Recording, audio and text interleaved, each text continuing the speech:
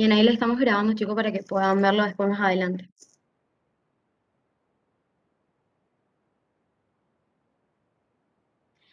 Bueno, el tratamiento global de un paciente periodontal implica que pase generalmente por 4 fases del tratamiento periodontal. La fase quirúrgica es una de las fases que existen dentro del tratamiento a la cual el paciente va a llegar solamente si la requiere, ¿sí? Si la necesita. La primera fase de nuestro tratamiento periodontal, y esto es algo que le tiene que quedar súper claro, o sea, ustedes tienen que salir de la facultad sabiendo las 4 fases del tratamiento periodontal. La primera fase es esa fase inicial o etiotrópica, como les sabemos llamar, donde está la terapia básica, que involucra un montón de pasos de ese estadio inicial, que prepara al paciente para ir a las otras fases o para ir a reevaluación y mantenimiento, ¿sí?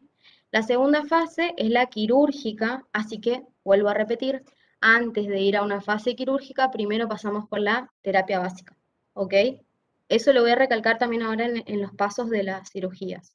La fase 3, que es la correctiva rehabilitadora, donde yo voy a analizar si el paciente va a llevar, por ejemplo, correctiva, pues si va a utilizar ortodoncia, o si necesita rehabilitaciones, prótesis, operatorias y demás, o si el paciente no necesita ninguna de estas fases y directamente puede pasar a una fase de mantenimiento, donde constantemente lo vamos a ir reevaluando para ver si no debe ir a otra fase, ¿sí? Estas fases se comunican todas entre ellas y de una podemos pasar a la otra, siempre por el camino de la reevaluación, por lo que el paciente debe ser citado constantemente para ver cómo va con el tratamiento periodontal. En esa fase inicial, que va a ser muy importante para preparar los tejidos para las cirugías, vamos a tener que esa fase nos va a ayudar a eliminar todos los factores de la inflamación. ¿Se acuerdan que les habíamos hablado de esos factores irritantes en los talleres que son el cálculo, la placa bacteriana, que son las restauraciones mal pulidas, por ejemplo, las restauraciones desbordantes? Bueno, todo eso nosotros vamos a eliminar en esa terapia básica y esto nos va a ayudar a eliminar, a disminuir el edema, la hiperemia, o sea, el edema es la acumulación de líquido en el tejido conectivo. La hiperemia es no solo la acumulación de sangre y líquido, sino también de células, y esto va a hacer que disminuya el sangrado gingival y por ende que dentro de lo que es el procedimiento quirúrgico se facilite el manejo de los tejidos. Va a mejorar la consistencia de los tejidos por lo mismo, por la misma razón, que se van a volver más finos y más fibrosos. Y todo esto nos va a permitir una mejor evaluación de esos contornos gingivales y de la profundidad de bolsa. Es decir, esto quiere decir que mi paciente llega y le vamos a instituir primero una terapia básica. Dentro de esa terapia básica vamos a hacer un raspaje y alisado inicial, vamos a eliminar todos los elementos que retienen placa bacteriana y recién de ahí, que esto se va a desinflamar, nosotros vamos a darle por lo menos unos 15 días al paciente para que se desinflame y ahí nosotros vamos a poder evaluar correctamente si es que debemos pasar a una fase quirúrgica. ¿Por qué? Por ejemplo, les voy a dar ejemplos para que puedan ir guiándose. Viene un paciente con un agrandamiento gingival, acompañado, por ejemplo, de una aportación de ortodoncia, y resulta que viene con muchísimo cálculo subgingival. Hacemos un primer raspaje, usamos el cavitador, usamos las curetas y esperamos 15 días. Viene el paciente en la siguiente sesión un poco más desinflamada sencilla, menor sangrado al sondaje, y ya vemos que disminuyó la profundidad de bolsa. Esto nos quiere decir que la terapia básica está funcionando, pero de ahí voy a tener que hacer un análisis más profundo de si esa encía va a retroceder por completo o si yo voy a iniciar una fase quirúrgica. Pero mientras tanto hice una cosa muy importante, que ya es disminuir esa inflamación y poder tener un manejo quirúrgico de esos tejidos. O sea que esta fase es re importante, nunca se descarta. Siempre se hace fase inicial o terapia básica y luego analizamos la posibilidad de hacer una fase quirúrgica. Bueno, dentro de lo que es la fase quirúrgica, la cirugía periodontal, tenemos varios conceptos que no voy a poder dejar de decirlos tal cual están acá, que son la cirugía periodontal, que cuando hablamos de cirugía periodontal es el conjunto de técnicas quirúrgicas reparativas cuyo objetivo es lograr el cierre de la bolsa. Ese es nuestro objetivo principal con la cirugía. O una disminución moderada de su profundidad. En cambio, después tenemos la cirugía mucogingival, que en realidad acá son procedimientos quirúrgicos que en realidad lo que quieren es preservar la encía, eliminar los frenillos aberrantes e incrementar la profundidad del surco vestibular. Y la plástica periodontal, cirugía que hoy está de moda, con los hermosos, ¿cómo se llama? Injertos de tejido conectivo para eliminar recesiones y demás, que son los procedimientos quirúrgicos que están destinados a prevenir o corregir estos defectos anatómicos del desarrollo, traumáticos o inducidos por enfermedades de la encía, de la mucosa alveolar o el hueso. Justamente acá están todos los recubrimientos de recesiones gingivales que están muy de moda.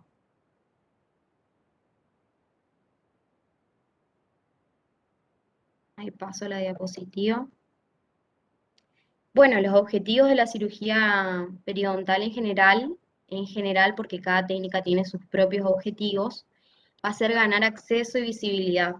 Como ven acá en la imagen de la derecha, van a poder apreciar que hay levantado un colgajo, o sea, está rebatida toda esa encía. ¿Para qué? Para poder tener acceso a esas raíces que nos encontramos ahí. ¿Para qué? Para poder raspar.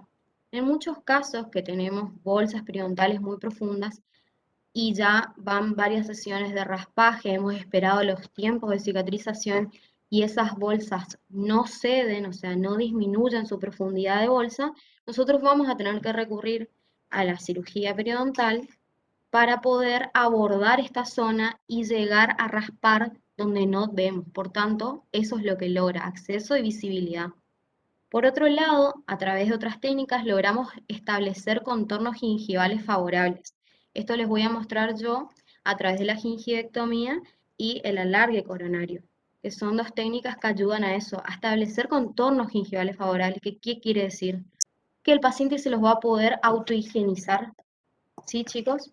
Porque como ven acá en esta otra imagen, que tenemos una lesión de furcación y tenemos un colgajo rebatido hacia vestibular, lo que se quiere es lograr que en esa lesión de furcación no quede totalmente accesible para que el paciente pueda utilizar elementos interdentarios ahí, porque si no tiene ese espacio correcto, no puede ingresar el paciente y no hay posibilidad de que él lo pueda higienizar y por tanto va a seguir desarrollándose la enfermedad periodontal. De esta manera se logra acceso por parte del paciente para que él mismo pueda mantener ese sitio limpio. Bueno, además también que vamos a lograr con la cirugía periodontal es facilitar los procedimientos restauradores. Acá no les puse imagen, pero les voy a comentar que cuando tenemos lesiones gingivales de caries, o clase 5 le solían decir antes, clase 5 de Black, esas lesiones de caries no vamos a poder restaurarlas correctamente con aislamiento absoluto si nosotros no realizamos, por ejemplo, alargues coronarios. ¿Por qué? Porque nos va a invadir la sangre, porque además esa encía, al estar en contacto directo con placa bacteriana de esa caries, va a estar inflamada.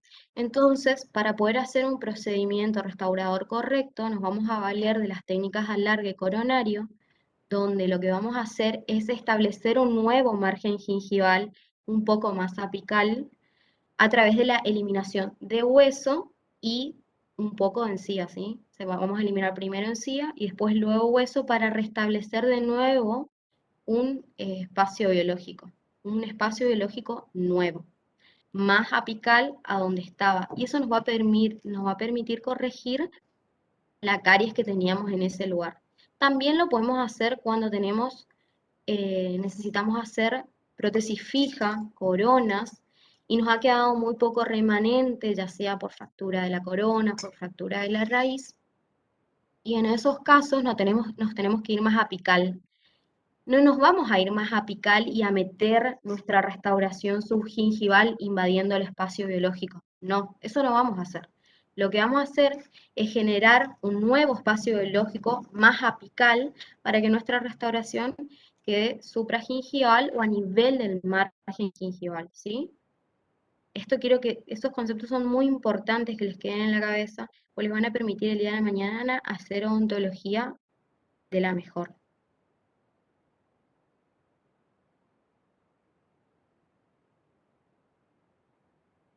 Bueno, pero ¿qué conocimientos tenemos que tener para poder hacer estas técnicas? Estas técnicas vamos a necesitar... Ay, desapareció. Párale, chico. A ver. Mm, mm. ¿Qué está haciendo? No quiero que les moleste a ellos. Bueno, ¿se acuerdan que en uno de los talleres habíamos dado la topografía de la encía? Y acá no, de nuevo voy a hacer hincapié en lo mismo. Conocer la profundidad del surco gingival, conocer a la encía marginal y sus características, conocer a la encía interdental o papila, conocer la encía adherida y sus características, a nuestra mucosa yugal, a nuestra mucosa alveolar, que tiene una característica de ser móvil, que acá es re importante, chicos. La mucosa alveolar es móvil. ¿Y qué es lo que no nos da la mucosa alveolar? Estabilidad. Así que la encía adherida pasa a tener un protagonismo en lo que es la cirugía periodontal, porque nosotros vamos a necesitar de esa característica llamada estabilidad. ¿Sí? Acuérdense que ahora más adelante yo les voy a comentar que hay indicaciones y contraindicaciones de la cirugía que están íntimamente relacionadas a esta movilidad de la mucosa alveolar que no nos da estabilidad. Y si no nos da estabilidad, no permite una correcta cicatrización de los tejidos. Así que esa es la razón, el argumento o el motivo por el cual en indicaciones y contraindicaciones hablamos del ancho de encía insertada, del ancho de encía adherida. ¿Está? Por otro lado, vamos a volver a nombrar al espacio biológico o anchura biológica, que ahí creo que se ve. El espacio biológico ya lo vimos, pero lo voy a volver a explicar. ¿Ustedes ven ahí un cursor que yo tengo en pantalla? Sí, ahí estoy viendo. Bueno, esa anchura biológica está constituida por un primer tramo de epitelio de surco o surco gingival, que luego se continúa con nuestro epitelio de unión y que luego está compuesto por la inserción de fibras gingivales en todo este sentido, que forman el tejido conectivo que se encuentra en el ancho biológico, ¿sí? Todo este espacio que mide casi 3 milímetros, en realidad mide 1,70 y pico y monedas. Ese espacio biológico es lo que nosotros no debemos alterar, debemos preservar y debemos buscar cuando restauramos. Esto es re importante lo que les estoy diciendo, así que espero que me hayan prestado atención. ¿Qué otra cosa es necesaria saber? El tema de los fenotipos periodontales. En la cirugía periodontal y también incluso para la cirugía en general, para la ortodoncia, chicos, es muy importante conocer el fenotipo periodontal. El fenotipo periodontal se corresponde a una serie de características y características biológicas que tienen unos pacientes que difieren de otros. El fenotipo periodontal se divide en dos grandes grupos con una serie de grises en el medio. Esos grises van a estar dados por un biotipo fenotipo periodontal mediano. Y los dos extremos están dados por un fenotipo periodontal grueso y un fenotipo periodontal fino. Ese biotipo periodontal fino tiene que a ustedes hacerles huella en el cerebro. Ese biotipo periodontal fino tiene muchísimas características que más que nada tienen que ver con la cicatrización de los tejidos y con la imposibilidad, por ejemplo, de realizar movimientos ortodóncicos rápidos. Tenemos que tener mucho más cuidado porque tenemos un hueso mucho más delgado, una encía mucho más delgada, que no responde del mismo modo que un fenotipo grueso. Y a su vez tenemos un fenotipo grueso que suele tener como característica tener dientes por ahí un poco más cuadrados y papilas un poco más cortas, que en cambio en el fenotipo periodontal fino son unas papilas un poco más largas y dientes un poco más triangulares. Ese biotipo periodontal grueso tiene muchísimas bondades. Ese fenotipo periodontal grueso nos permite a nosotros planificar mejor en cuanto a lo que son regeneraciones óseas, en cuanto a injertos, en cuanto a ortodoncias. Tiene mejores características de cicatrización, tenemos mayor matriz ósea, tenemos mejor espesor de tejido conectivo. Todas esas características hacen que el ideal siempre sea tener un paciente fenotipo periodontal grueso. Pero como no, la vida no es un ideal, podemos tener muchos pacientes biotipo periodontal, fenotipo periodontal fino. Entonces, en esos casos, nosotros vamos a mirarle, vamos a prestar atención a sus características y vamos a actuar en consecuencia. No significa tenerle miedo, significa adaptar nuestras prácticas para no fracasar. Simplemente eso, prestar atención en un diagnóstico con un correcto diagnóstico para no errarle en el camino después. Igual nadie está exento de los errores, pero en el mercado se han largado un montón de aditamentos y como los odontólogos compramos muchas cosas, han inventado este tipo de sondas que ven acá. Son unas sondas especiales que en la punta tienen una coloración. La 1 corresponde a los biotipos periodontales que son de tipo fino, la 2 a los medios y las 3 a los gruesos. ¿Qué significa? Al meter la sonda por debajo de la encía marginal, esa punta de la sonda no se debe transparentar. Si se transparenta, nos está indicando qué biotipo es. Por ejemplo, para no marearlos, ven que en la imagen que está superior a la derecha tenemos la sonda de marca negra, que no se transparenta en la encía. Eso quiere decir que esta encía es un biotipo un poco más grueso que el fino.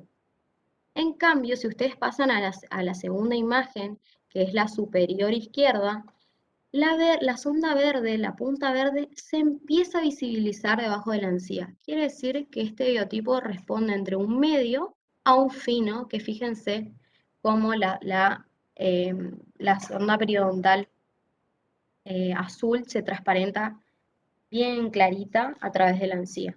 Entonces, este paciente responde a un biotipo periodontal medio a grueso, más o menos, porque la sonda número 1 no se transparenta. Si se transparentara, sería un biotipo fino. Pasamos a la siguiente. También, ¿qué vamos a necesitar saber para aplicar estas dos técnicas? Y acá me voy a detener. Nosotros necesitamos conocer las longitudes coronarias normales. Y longitudes coronarias normales de la raza o del pueblo o del país al que pertenecemos, de la idiosincrasia en la cual estamos inmersos. No es lo mismo, obviamente, una persona afroamericana que no sé, por decirlo, un nativo de acá de Corrientes. Entonces, nosotros vamos a buscar en nuestro país cuáles son las tablas de medidas coronarias normales. Esta que yo les presento acá es la tabla de la SAO, que es la Sociedad Argentina de Ortodoncia, que hizo un estudio y midió un montón de personas para poder establecer estas medidas. Y en donde nos dicen que en el maxilar superior, por ejemplo, el incisivo central mide 9,83, el incisivo lateral 8,20 y el canino también 9,83. Bueno, estas medidas nos van a saber nos sirve saber para poder reconocer nosotros cuando estas longitudes se ven modificadas por ejemplo, los tejidos blandos. ¿Ok? Entonces presten atención a estos números, ahora los vamos a ocupar más adelante. Y lo otro que necesitamos saber, que es sumamente importante para hablar de cirugía en general, pero sobre todo en periodoncia, son los tiempos de cicatrización. Estos tiempos de cicatrización se los vamos a tomar, así que anoten. De todos modos, este Power lo van a ver, está súper completo. No les escondí nada de información, escribí todo lo que pude para que ustedes lo tengan en el aula y puedan recurrir a él. Estos tiempos de cicatrización varían según un u otro tejido. Nuestro hermoso epitelio de unión, que nuevamente lo señalo para que vean dónde está, cicatriza a los 7 días. En cambio, nuestro epitelio de surco interno, que es esto que le estoy marcando acá ahora en este momento, cicatriza recién a los 14 días. Nuestro epitelio de surco, que está externo, o sea, la encía marginal por fuera, cicatriza en cambio a los 21 días y nuestro tejido conectivo, que puede estar acá o puede estar más arriba, cicatriza entre los 30 a 45 días. El tejido óseo experimenta remodelaciones a partir de los 3 meses y se considera que su proceso es mucho más largo y dura entre 3 a 6 meses, pudiendo en algunos casos lograr la total cicatrización recién al año. Esto es importante que lo vayan aprendiendo. Bueno, ahora me voy a ir específicamente a lo que les vengo a hablar hoy, que es la gingivectomía. La gingivectomía va a tener por objetivo eliminar esa pared enferma de la bolsa periodontal, pero unas bolsas periodontales y no otras, así que presten atención. Va a proporcionar visibilidad y acceso, ¿para qué? Para que el paciente pueda eliminar solo la placa y los depósitos de cálculo, y también para crear un ambiente favorable para la cicatrización de los tejidos gingivales que están con procesos de enfermedad periodontal.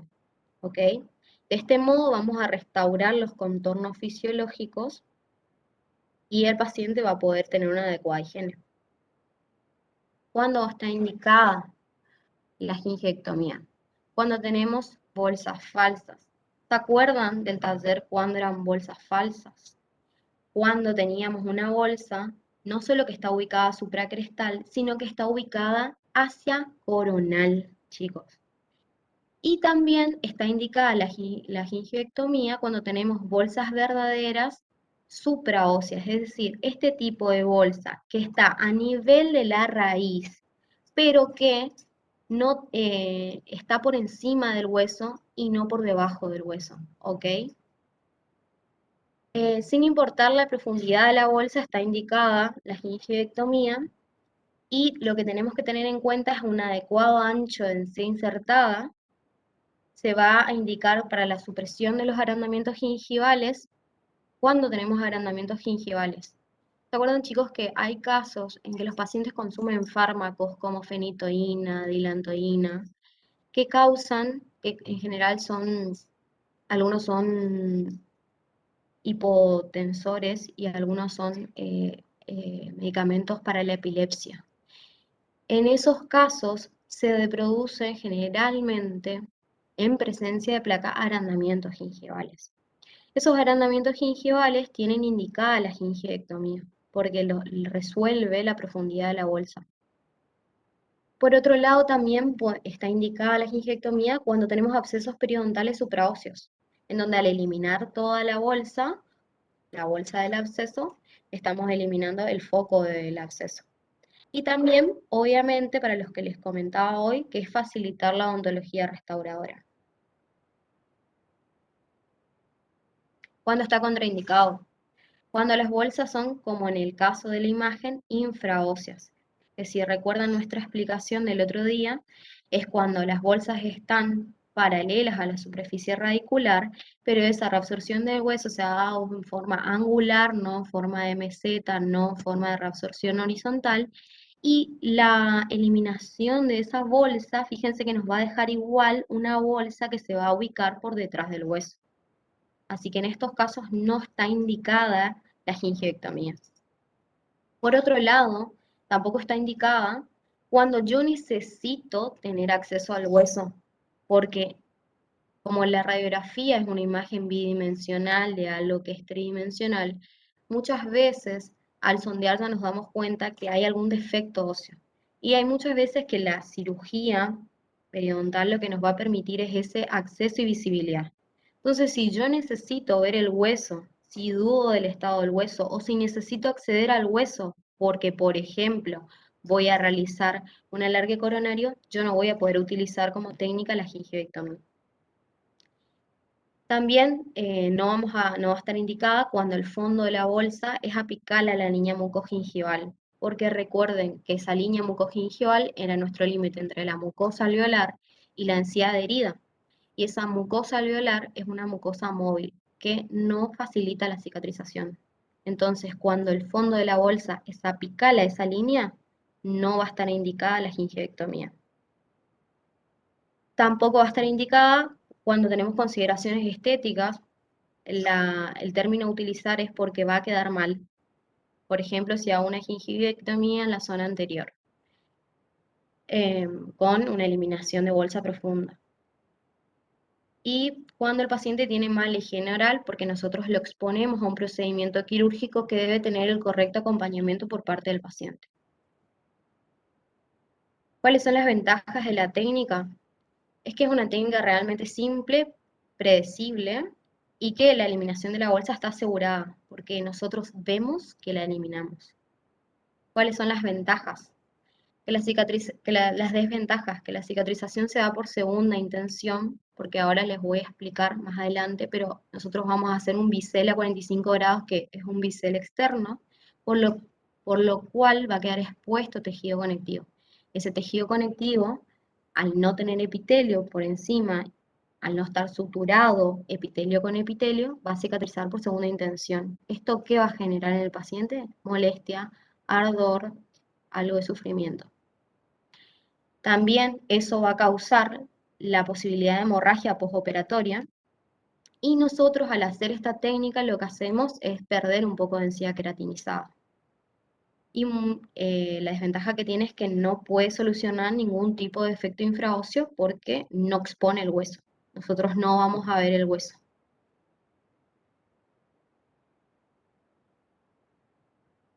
¿Qué instrumental utilizamos para hacer gingivectomía?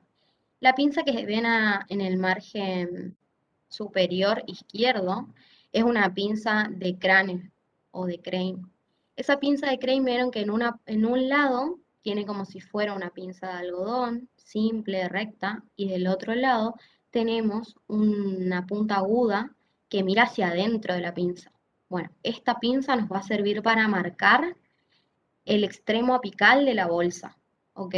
Bastante importante esto que les estoy mostrando. Después tenemos nuestra amada sonda periodontal que nos va a permitir determinar la profundidad de la bolsa. También en muchos casos que no tenemos este tipo de pinza, vamos a utilizar la misma sonda para marcar nuestro extremo apical donde queremos dejar nuestro límite quirúrgico. También lo que ven acá hacia la derecha es el bisturí de Orban y el bisturí de Kirkland. El de Orban es el que está ubicado bien hacia la derecha. Y el de Orban es el que tiene esta hoja lanceolada, parecida a una cuña. Estos bisturíes nosotros los vamos a usar sobre todo cuando queremos introducirnos en el espacio interdentario a nivel de la papila, porque tienen formas particulares que nos van a permitir trabajar la papila de mejor modo que el bisturí, que por ahí necesita mayor maniobrabilidad quirúrgica.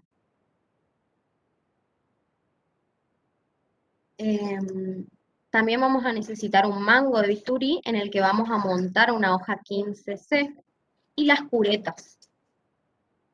Obviamente, aparte de esto, vamos a necesitar una jeringa de carpule y la aguja y el tubo de anestesia y las gasas. Eso no lo puse acá porque este es el instrumental específico propio de la cirugía periodontal.